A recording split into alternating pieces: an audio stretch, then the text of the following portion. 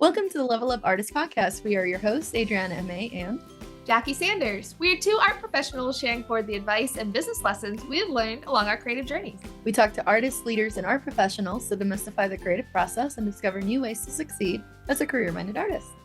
If you find value in these conversations, please go ahead and subscribe. This will help other creatives like you find our podcast, and you'll be notified when we drop a new episode every Tuesday.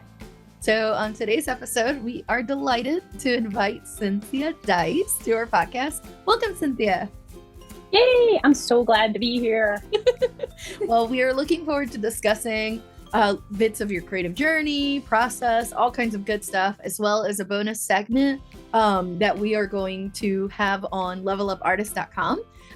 But that's later on. Before we dive in, I want to share a little bit more about your background for listeners who may not be familiar with you. So, Cynthia, you are the ArtSwell Education Director at Triangle Artworks, which is a nonprofit organization created to support artists and art organizations in our area here in the Raleigh area that we're located. You're also involved with Smash, which we'll definitely talk about, the premier networking event in the Triangle for artists and art professionals. So from professional development courses to resource directories, the Triangle Artworks programs and services, I mean, they're all designed to help artists and organizations navigate the business of art. And you guys have an awesome website that goes with that, with all kinds of good stuff that artists can find in one hub. And personally, Cynthia also believes in learning something new is always a good use of time. She has spent 2 decades creating spaces, events, and experiences that make people smile, always centered around crafts, the arts, and the sciences. She prefers solutions and action to endless information gathering, and she will always push you towards your goals with excitement and an eye for details, which is definitely something that a lot of artists need help with and has definitely been a huge impact on our community. So thank you so much, Cynthia, again, for being here today and for everything you do in our local artist community. It makes such a big impact. Well, thanks. You guys make me sound really good. Well, come on, you're solid. You're definitely solid. Yeah. And I want to say, like, looking back, I think the way that the three of us met was probably a Smash event, which we'll definitely talk about. If not, I'm sure we would have crossed paths anyways, because, through Triangle Artworks and ArtSwell programming, you guys have a lot of like YouTube videos and classes and happy hour for artists, like networking events. Like, there's so much going on in our area that it's like, yeah, sooner or later, we definitely would have crossed paths. But I think the first time was probably Smash. I think it was actually at Smash. Smash is an annual event, and it's amazing how many relationships I make at Smash. So that's why I'm so glad to have it back this year, because of the pandemic. We couldn't, we didn't really feel that it was right. We did have some other social activities that were Zooms, but having a big, public gathering wasn't a great idea. So we're so happy to be back this year. I'm just so excited. It's such an amazing event. I remember back in January 2020, that was one of the big first like art networking events that I attended with Adriana and a couple other art friends. And so we're like, this is our year. We're going to take over. And then 2020 was what it was. Very interesting divergent of everyone's paths. But Smash, like, you really felt that momentum in the space, like that charged energy of creatives. Everyone kind of maybe comes in a little bit nervous, not sure what to expect if they've never been to an event before. So in your opinion, what can artists and art professionals expect for the event? And is there anything they need to know beforehand to make the most out of the event if they were to attend? Well, first thing is you do need a ticket. Triangle Artworks is a nonprofit, so this is not really a money-making thing. This is definitely a labor of love. But get your ticket. That's the first thing I want to say. The second thing is this is a networking event. We call it a party. It is a party. You will have an amazing time, but this is a networking event for artists. And sometimes I'll talk to artists and they're like, well, I went to this like Chamber of Commerce networking event, or I went to this, one that, was offered in my area. And they just felt like they were like the one like bunch of grapes in a bowl of oranges. You're by yourself. There's nobody, there's like at a regular networking event, it is typically non-art businesses. This is all about artists, art administrators, art businesses, people who want to connect with those art businesses. So it's a networking event for us, which feels amazing. It is, if you have never had that experience of like being in a community of just artists. Like every person you talk to is doing some amazing creative thing. Every person you talk to is interested in your amazing creative thing. It feels really, really good. It's like a big, like a big hug basically of a networking event. So, and that's the cool thing too, where like there is such a range of talent and backgrounds and people at different phases of their art career, everyone from students to emerging artists to people that have full-time jobs and are full-time artists, people that have been doing it professionally for 30, 40 years. And so I think that's also such a unique area because there are so many people there that there's also such a range of diverse talents, diverse experiences, and their connection to the local community is also ranging. So like, you don't know this person that you end up talking to when you're in line to get a drink, or if you're have a snack or just sit around a table, then they may end up being either giving you a really good piece of business advice, maybe being someone that you can network with in the future, or lead to an opportunity that's mutually beneficial for both of you. It's really like this list, but that power of just bringing people together in the same room can be so powerful. Yeah. It's super important.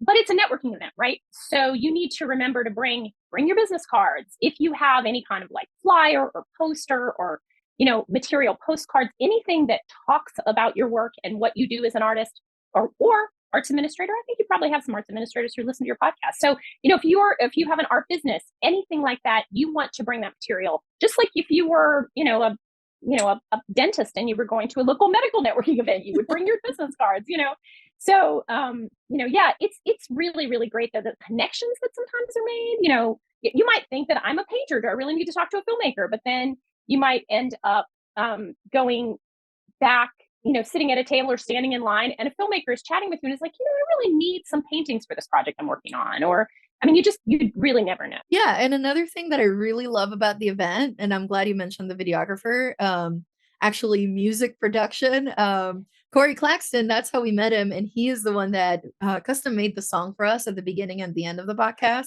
So small world. But also I find it interesting too, because sometimes networking events can be very niche down in a way. So it could just be like creative writers or playwrights or this group or that group. But this one brings together all kinds of different artistic disciplines, as well as people that service or create like services. It could be a website designer or a lawyer that's doing pro bono work for artists, or an accountant. Like they're all coming together there too. So it's not just artists of a specific discipline or medium, and that's it. It's actually much broader than that. And you mentioned art administrators, which I'm glad you did. I've met people from several arts councils there, from several colleges and educational institutions that are also out there looking for, actually, we want to recruit more artists for a class we're doing at our community college, for example. And they're going there too to get to meet people and be like, what kind of thing do you do? Also, what are you like in person? Because we want you to teach in person, not just Zoom. How do you interface with other humans? Because anyways, that falls into it too. But before we continue going with this, Cynthia, could you remind us where and when is this amazing event taking place? Well, so Smash is an annual event. It always happens in January. It's usually the last Monday in January. This year, it's January 30th. It's from 6 to 9 p.m. at Glass House Kitchen, which is an amazing, beautiful, you feel like you're transported to some fancy person's Instagram restaurant in RTP. And we will be having Smash, not in the actual restaurant, but they have an event space outside where we're going to have a big heated tent and outdoor fire pit. And then there will be upstairs. We will have the second sort of Smash has two parts. One is the random networking, right? Like the bumping into somebody, meeting somebody in a line. But then the other part of it is what we call Quick Connect, which is an opportunity where you can sit down and have a 10-minute conversation with an attorney, with an accountant, with a bookkeeping agency, with somebody who works for a state agency, with grant making organizations, with professional like copywriters and content writers and marketers who all volunteer their time. And you can have these free 10-minute sessions. You sign up for them when you get to the event, so come early. And you can, it's sort of like speed dating, but it's speed dating business advice. So yeah. That sounds a lot more productive than speed dating. And I love, especially if you have those like quick business questions. I know there's so many artists out there, yeah, no matter what phase of your career you're in, where you're like, I wish I could just ask someone this one thing. But the idea of like finding a lawyer and asking about these different resources that they may need, or just like starting a process when you're like, I just want this one question. And the internet is not always reliable for getting concise information. No. Especially for That is artists. amazing. Yeah. Yeah.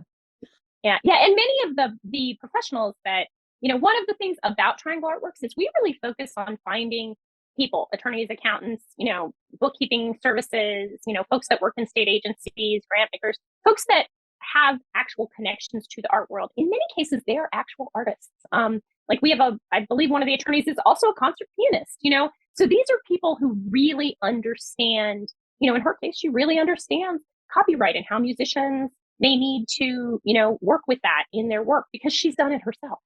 Yeah. So, and that to me, that's like a huge core mission at Triangle Artworks, is to really make sure that we're, we're connecting artists with helpers who get them, who aren't sort of confused by it. I mean, I'm sure every single artist who's ever tried to connect to somebody to help them, they get this advice that at least for me, I would get advice for my art business, and I would be like, you have no idea what I'm selling. I am not selling screws in boxes. Like, this is not the same thing, right?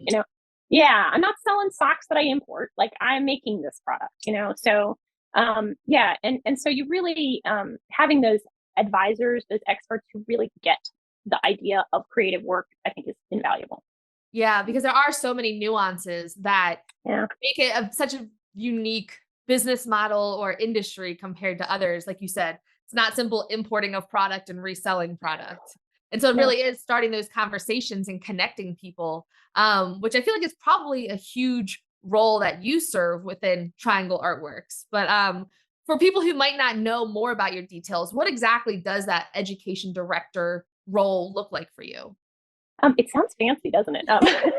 It is fancy.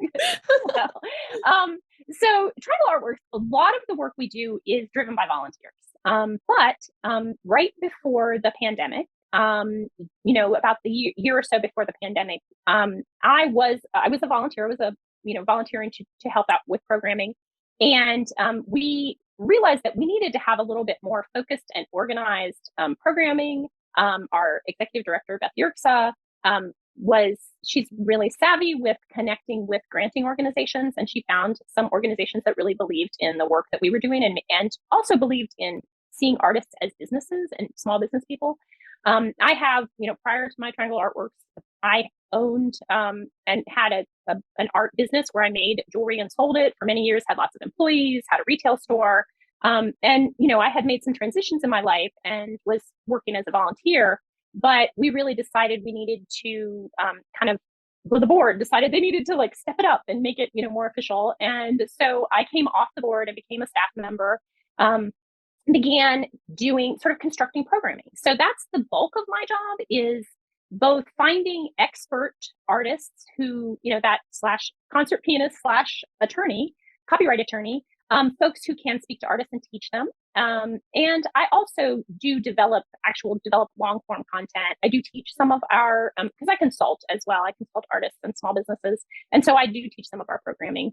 My job is the biggest part of my job, though, and the part that is the most fun, is I just consult with people. It's in my email signature. You can have a 15-minute phone call with me. That's part of my job. When an artist is like, gosh, I really need these 3 things and I just can't find it. And I've Googled and I've Googled and I've Googled and I just am not finding this resource. I'll get on the phone with them for 15 minutes and be like, you need this, this, and this. Because a lot of what Triangle Artworks is a huge database. Honestly, it's just a lot of resources and a lot of wealth of knowledge. So I get to connect people with answers to questions, which is like, that makes me so happy, right? When I answer someone's question. Yeah, you're a professional connector, essentially. It is. Yeah, I do like that. But I also, my life, I'm just naturally a teacher and naturally an educator, and as well as by training, but it's also just part of my nature. And so I, get to talk to people and teach them and help them with things, which is just, it feels good to kind of help people sort of move on their path. I just remember some of the things that I did when I was starting out, because I didn't have that advice. And when I did seek out advice, I got the guy who thought I was like importing socks from China and selling them, which is not what I was doing. And It just, I mean, they just didn't understand. The advisors that were out there were not art connected and didn't understand the concepts. And so I feel like, I did have to learn some things, hard knocks, and then I had some really experienced people that helped me along the way. And so I love being able to kind of give that back and turn that into out to other artists. Yeah, coming from a business background instead of an art background, I understand, because in school that is what we learned, and a lot of it was based on like Henry Ford and manufacturing principles and sales principles related to that, and then marketing strategy.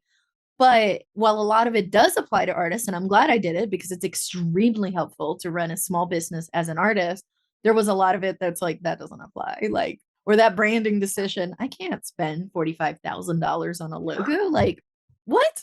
Like, it's just me. So and then super helpful. And then thinking about coming from an art school background, where I feel like Adriana and I kind of have those like both educational backgrounds where we both found something that was missing. Where like coming from an art school background, like you learn about the craft, you learn about how long your process may take, but you don't also think about like marketing and producing art for sales. Like it's very much about the craft and your concept and presenting it and gallery representation, which is great, but also in the world of an online presence and you can represent yourself or selling your work independently of other people. Like, how do I make a business based on my artwork? Right. So it's like both sides, no matter if you sway more business minded and then are creative or more traditional creative education and you're looking those business resources. I feel like Triangle Artworks and you and your experience is really the culmination of that, of connecting those two worlds together. Mm-hmm. Yeah, I think and not, I don't want this whole podcast just be a commercial for Triangle Artworks, but honestly, just the concept of it. Do you know what I mean? Like, Beth Yerksa, who's our executive director, she kind of invented it. She's an attorney who just really liked art, and she kept helping artists and kept, she would connect with these artists and work with them. And she's like, why is nobody like providing this sort of resource for artists? Because, all our communities here in the United States, our communities tend to put a lot of money and energy into what's called workforce development. It's job training. And we see some of that through like our local community colleges. Some of it is through our universities. And some of it is through state and local agencies that support small businesses. But, it's starting to change. But even as little as 10 years ago, you would go to those places and they would have huge menus of, if you want to start a restaurant, if you want to start a goat farm, if you want to start, a flower stand, if you want to start a dentist's office, whatever. They had all this information. None of it was aimed at creatives.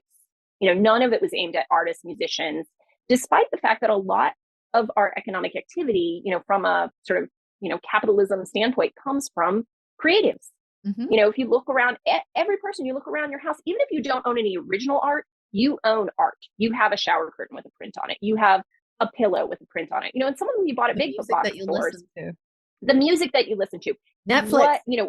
Netflix, exactly what I was going to say. What did we all do as soon as the pandemic hit? We were like, sign me up for the streaming services. I'm going to complete them all, And like every bit of that is creative work. And we, like, those offices tend to disregard that as economic, or they tended to disregard that as economic activity.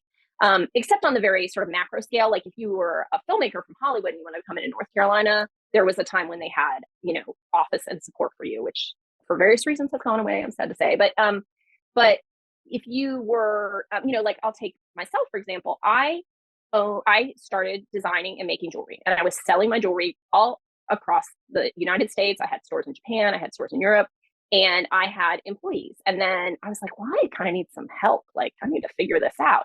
And that's when I went to, I'm not going to name this agency because they did a really poor job, but they matched me up with a guy who was a retired VP from Belk's department store. Belk department store. That's where the stock link is. Yeah, he just kept saying, well, you need to do this, you need to, and I'm like, I make these. Like, I have employees. Can you help me with like human resources learning for creative people that I'm employing? Can you help me with, bookkeeping needs? He just couldn't fathom it. When I found Triangle Artworks, I really was like, oh yeah, this is someone that gets it. This is a group of people that get it. And so, so that's also part of my work is I sit in a lot of like public meetings, where I'm sort of the voice of the artists. artists. So, I'm the person that sits in the meeting, and when somebody's like, hey, let's get an artist to paint a mural here for free, I stand up and say, no, that's a job. You have to offer money. You can't ask for free work. You have to pay people for it. Or, when someone says in a meeting, let's get some artists to come out and play music for free. I'm like, well, you're a dentist. Would you do my teeth for free? Like, no, no, it's a job. Yeah. Yeah. Just because you love it doesn't mean you don't deserve to be paid for it.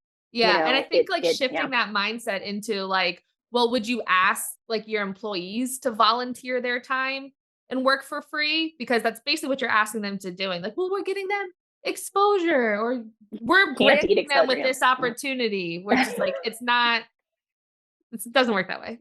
No, not at all. So yeah, but I mean, to go back to your question though, so my the bulk of my job is really designing this programming in various ways, get information out to artists of all kinds, writers, filmmakers, dancers, singers, visual artists, craftspeople as well, to get all that information out so that they can have a functioning small business. Sort of the tagline of Triangle Artworks is, we take your work seriously, and we do. I take the work, the actual, physical work or intellectual work that artists do really seriously. That is work. I also think you should have a play component to it, but but it's your job. If you want to make it your job, you have to treat it like your job, and you need support to do that, and you need people that understand it's your job, and it's not just some hobby that causes you to like go in your studio and play loud music for 6 hours a day. That's not what art always is. So yeah, I love that you made that distinction too, because it's like, I feel like, speaking from my own experience, back when I was in the corporate world, the art that I made was for me, right? And if I had 6 hours on a random Sunday morning just to make artwork, actually, it wasn't even work. It was just playing time, right? So things like Triangle Artworks are a great distinction, because now I didn't know about you guys at the time, mind you, but it would have been awesome. When the time came that I was ready to transition from that corporate life into doing art as a full-time career, that's when then I had to go, okay, time to roll up our sleeves. What kind of spreadsheets do we need? What kind of bookkeeping? How do we file taxes and everything else? Are there podcasts about this? Hey, that's part of why we do what we do. Like those kind of things had to come together. So I'm glad that, again, like the way, not to make it, like I said earlier, like it's not a commercial for Triangle Artworks, but I'm glad that there are institutions or nonprofits such as the one you work in, which are bridging that gap and doing so. I want to say, like, it's not in a, what's the word I'm looking for? Sometimes there are these bigger programs that are like, the structure can feel a little stifling or maybe too much like college-like, whereas someone might be, I'm not ready to take a full 12-week college style program, weekends or Wednesday nights, whatever. And you guys divide it up in such a way that you can just come in and take what you need and then move forward, and then, keep making progress towards your business, especially for those folks that are either looking to transition or looking to balance both, because a lot of people obviously have day job plus art, and they're trying to make a business of the art while they still have their other job. So I like that you mentioned that, because I think that's an important distinction. And also the fact, and I think we may have touched on this before, that the way you're all presenting yourself isn't just about one art discipline either. It's actually many different artistic disciplines. So especially if somebody's coming in and they might be a musician that also paints, no problem. Like, it's not so niche down that people might feel excluded. On the contrary, they're like, oh, I can get advice about this discipline and this other thing. And it applies to a lot of it, but it's still creative. So I'm glad with that. With that, I do want to ask you, so for emerging and established artists, in your experience, right? Since you've seen of all disciplines, also of all levels, what do you feel is something that artists can do to present themselves in a standout way, whether it's to collectors, curators, writer, gallery owners, educators, whatever, any of those hats? But what do you think is something that can make them stand out in your experience? Well, so, this is a situation where that sort of old fashioned business school advice really does come, and it does make sense, right? Be a professional, number one. Even though you maybe don't have $40,000 to spend on branding, But you do want to get yourself, even if it's just a one-pager simple website that clearly communicates the work you're trying to sell. And this is where I like to make a distinction, because a lot of artists, like you said, you might play guitar and be a painter, or you might do multiple things, or in your case, you're a painter and you are doing some ceramic work right now. So your site, what you're projecting to the world should be what you're trying to sell to the world. So you can do 1,000 things in your creative life. You can, have 1,000 different creative ways that you express yourself. But as a business, just as you would not have a place that was a bait shop, tanning beds, auto repair, and Botox injections, like you wouldn't put all that in the same place, because that would confuse customers, right? You don't want to do that with yourself as an artist. Focus on, if you want to make it a business, focus on what is economically viable, and then be a professional when you approach those galleries. So if I am, say, a painter and I'm approaching a gallery, right? I also maybe write music, and maybe I also make really colorful, giant mirrored teapots. But those are not my economic focus. I'm going to approach that gallery with materials that describe my painting. I'm not even going to honestly mention the guitar work or the, teapot work, because those things are sort of outside the scope of the business that I'm trying to construct. So I think it's important for artists to sort of register, and creative people register, what part of your creative work is your business and what part is your hobby. We were talking earlier, like I have had different creative work throughout my life that I have done. And so I focus my creative energy, and when I'm putting myself out as an artist, I focus it on the part that I am making as my business. If right now it's not painting, so I make crazy paintings and I just make them because it's like I have a few hours on a Sunday morning and a hot cup of coffee and it's raining and I'm just going to make a painting. So when I go to talk to someone professionally, about my work, I don't mention my hobbies. That's not part of presenting yourself as a professional. Just like if you were a restaurant chef and an amateur bass fisherman in your spare time, you wouldn't go into an investor to try and get them to invest in your restaurant and talk for half of your time about your bass fishing. Unless they're into it, and it's a sales strategy. Unless they're into it, right? Yeah, that's true. Unless you go in and the investor has a ton of bass fishing pictures on their wall, right? Talk fish, yeah. I love that. But then that's strategic, right? That's not, and I think a lot of artists get, because we're creative, right? And because we have all these things that are going on in our minds and all these things that we do and we love, we tend to forget that focus is necessary. Focus helps you move forward. And so focus, really, that's my big advice. Focus as a professional. And so when you go into that gallery, talk about the work that you want to present to that gallery. When you go into that, that venue that may want to book you, talk about the work that you do that they would want to book you for. Really be focused on presenting yourself as a professional in that specific arena. And, let the other thing, it's not that you don't spend time on them, but that time is sort of me time. It's not business time, Right.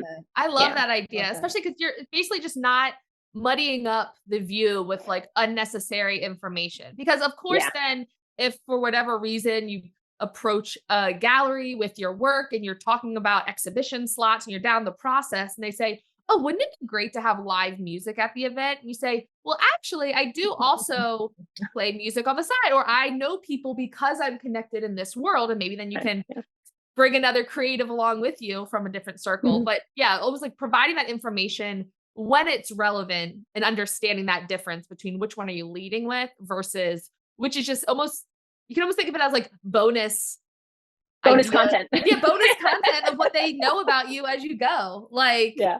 And I think that's a huge power that artists have in creatives. As you mentioned, there's so many facets and levels to our inspiration and our creativity at times. Right. Yeah. You can get shiny object syndrome to a point, but finding that focus for sure of this is where I'm focusing and intentionally pursuing, and then maybe taking time later to reassess, make sure that's still where you want to focus and pursue. But understanding it's not a limitation. It's simply just getting that focus and then seeing how that feels, how it goes, and then maybe pivoting if needed as well. Yeah. And it's focusing. It is not limiting. going to, I'm gonna go back to the gallery example. I'm a painter. I'm taking my work into this gallery. That's a job interview, essentially. That it's sales, but you're also, galleries want to have relationships with artists. They want people who they feel can consistently provide work, and so if you go in and you're like, well, I make this and this and this and this, and this, then, if and I have been a store owner, if that person came into me, I'd be like, I don't want to invest my energy in them, because are they going to then be, a month from now when these sell and I want more, can I get more? Or have they moved on? Are they doing something else? Are they not focused on this as, a career in a relationship? So, you really do want to sort of present it. Even if you're not all that professional or focused, act like you are, just for that. And I love that you said that too, because, as part of the podcast and through networking events, we do know other gallery owners actually, or folks that work at galleries. And a lot of them will say, don't come in with your paintings underneath your armpit into our location. That is not professional. Like, find out online. Is there an online form to submit? Do you need to make an appointment? Is it more, don't call us, we'll call you? Like, it's like almost do your homework to present yourself in a professional way. So if I'm like kind of synthesizing some of what you just said, I feel like it's the way you present yourself should be what you want to be known for focusing on or selling. Yeah. You can always expand that later, but do your homework so that you come off in a professional manner, not just, I rolled out of bed and into the gallery with crumpled paper underneath my arm and tell them to buy it for $500 a piece.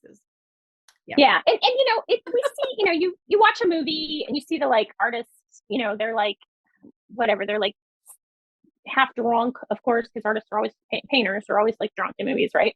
And they're like half drunk and they're like barely dressed and they're like stumbling down the street with a bunch of like drawings under their arms, and then they happen to fall down in front of, some art dealer or something, and suddenly they're rich. That is not how it works. That is not how that works. You definitely want to focus it, and focus. So also focus your website. If you, again, are that painter, but you also, whatever, I can't even remember all my examples now, bass fishing and pasta making and whatever, just put the stuff on your website that you want to sell. Make that your focus. Your social media should be what you're selling. And I'm a little bit, I'm a jaded person with social media. Social media is for selling. It's really like, that's what it's become in our capitalist culture. I mean, I think in a, real sort of like sunny, perfect world, it would all be about just connecting with your aunt and all her pictures of her cats and, and your best friend from high school and all of that. But that's what texting is for. So social media really has become this thing about selling. So winnow your social media down, clean it up, make sure that if you want to sell your paintings, that your social media is about your paintings.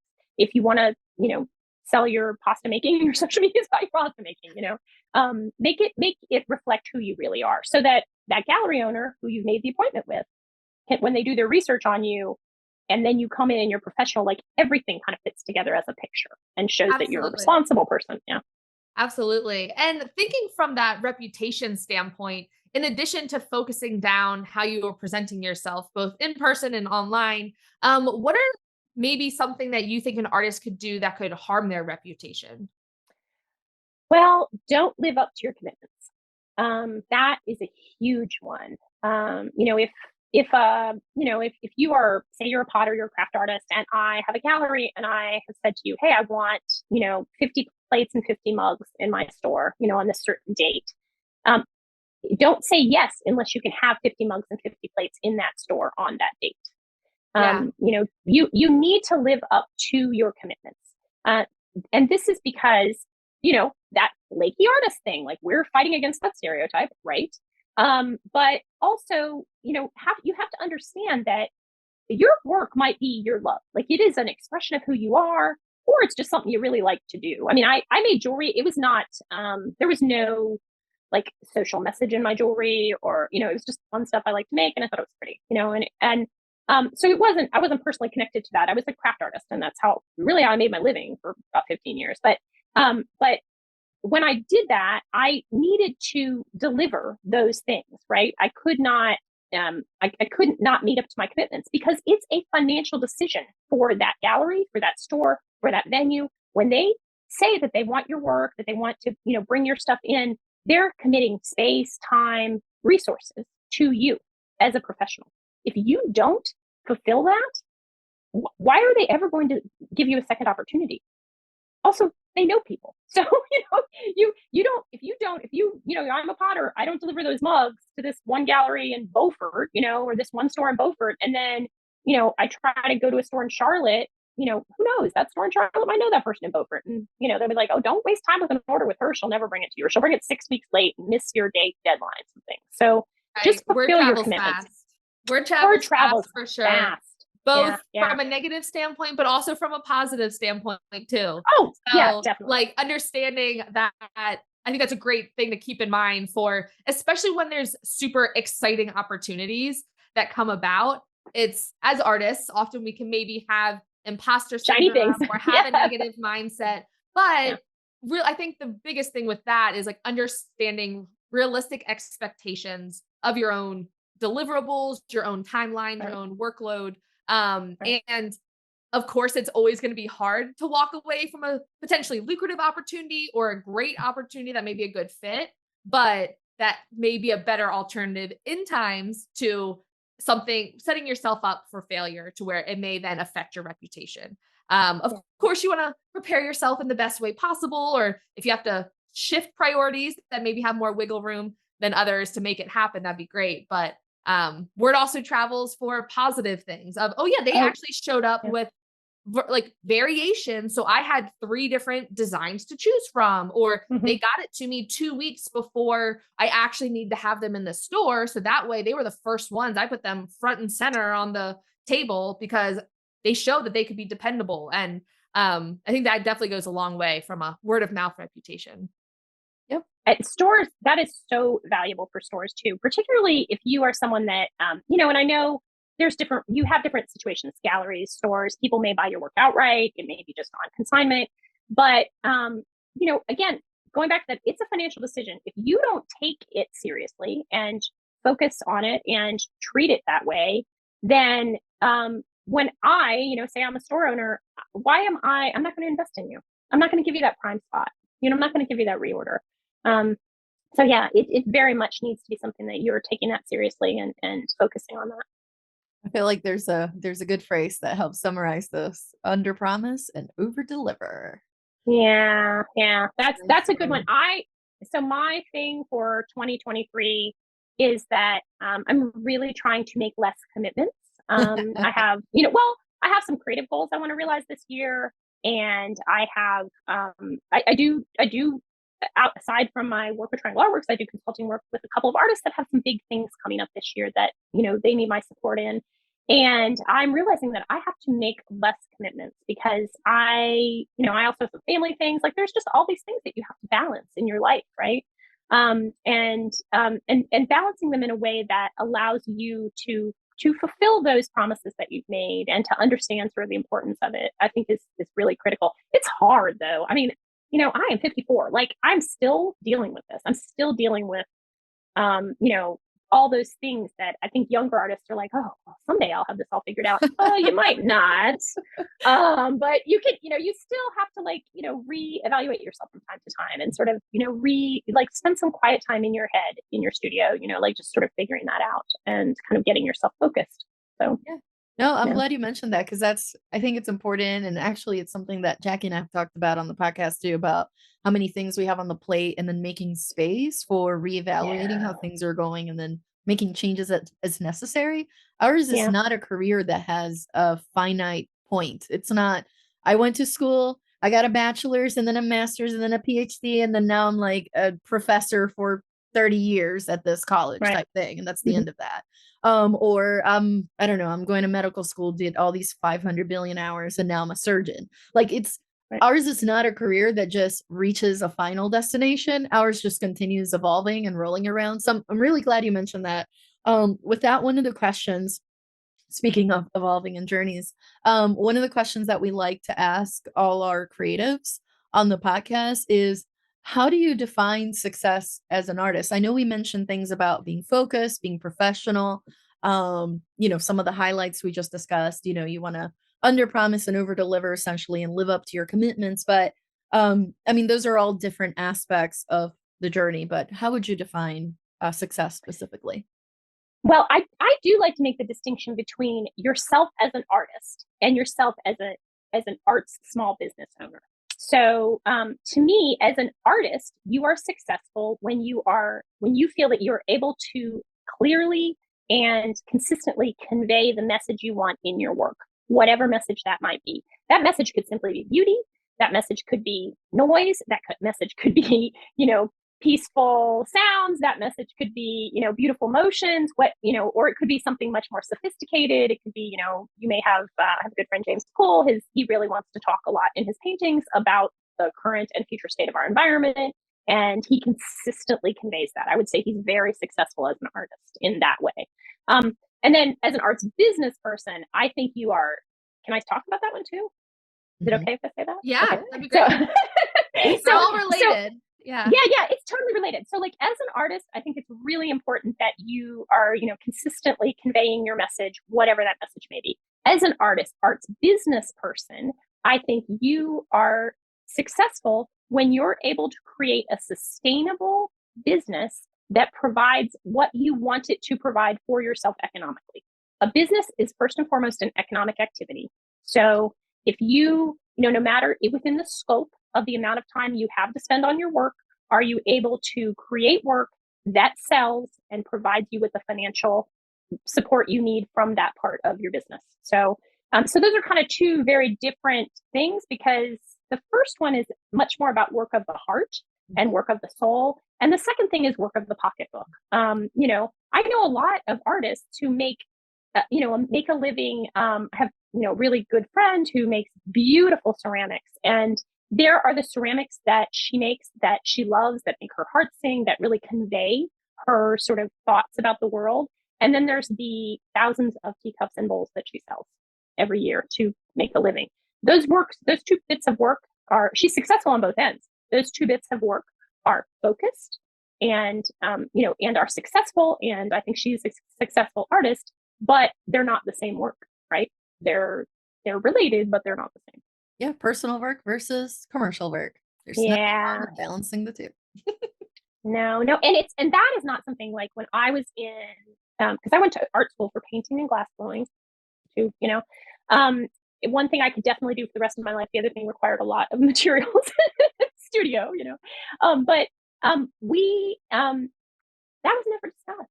Like the idea that you would do work that was economically viable, like it was a slur. If somebody said, "Oh, your work's quite commercial," that was a slur. That was not a positive. You being said that you quote unquote were a sellout. I feel like that isn't necessarily a term that's used a bunch now, but we all know that stigma when it comes to, you sold out to the big corporate America. It's very commercial.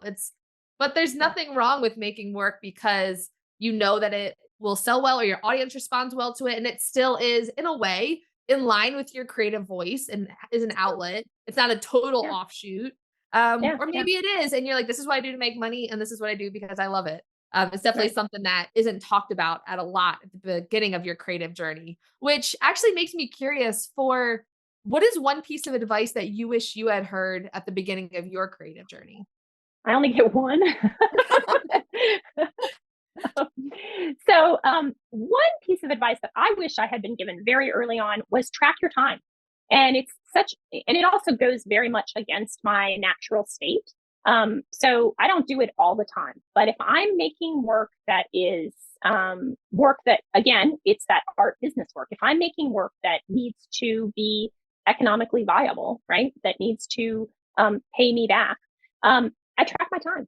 So that's not Sunday mornings when I'm playing around, right? That's, if I'm making something that I feel is something that is going to sell, that is, I'm going to be remunerated for in some way, I track my time.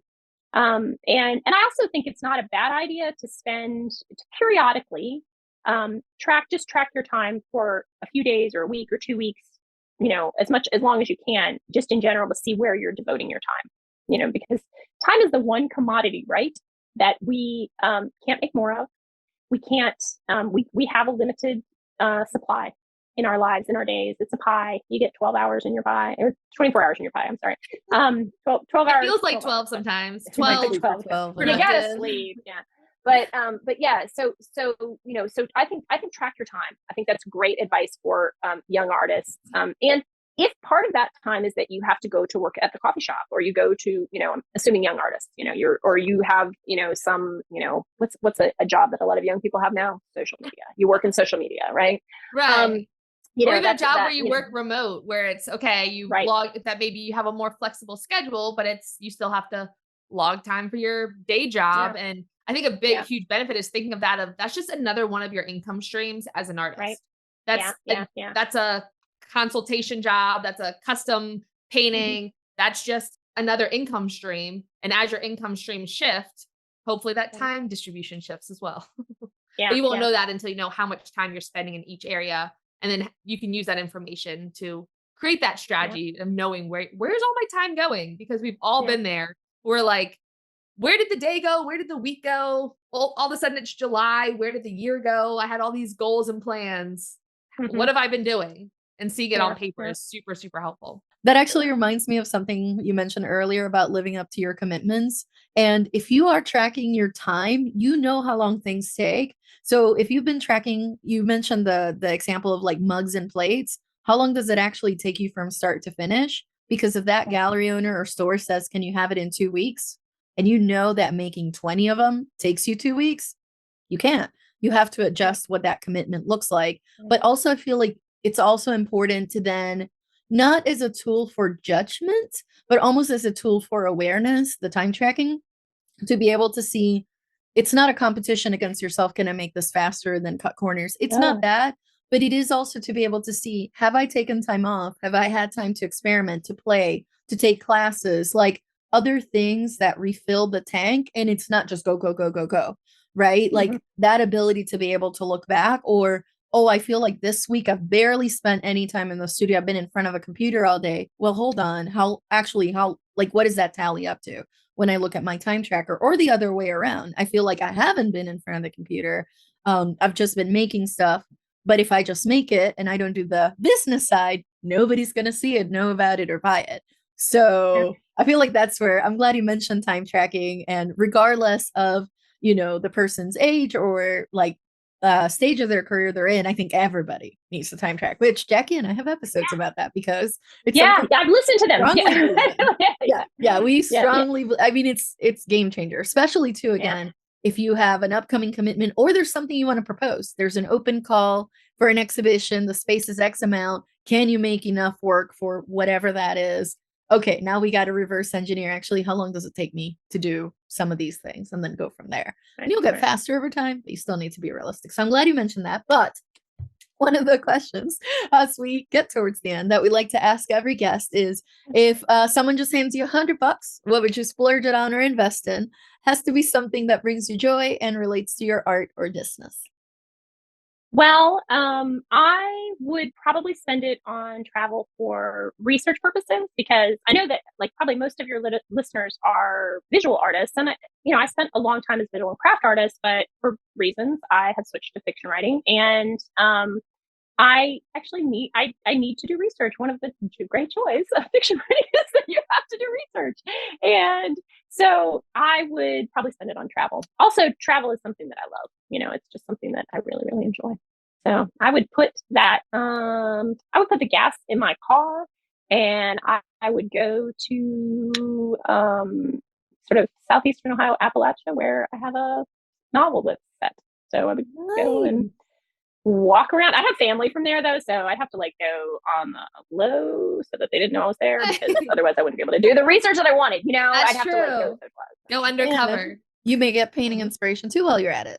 Or I would. Yeah. I think that as visual artists, I think like, or as artists, I think we often do go between mediums and they influence each other. I still paint, I paint for myself, and my paintings definitely are about that world and about that place, and my sketches and my drawings. So, it's right. Connected by you. I absolutely love that. Now, Cynthia, what are some upcoming Triangle artwork projects or opportunities, whether, for your personal creative side or the business side, that you're just popping and excited about?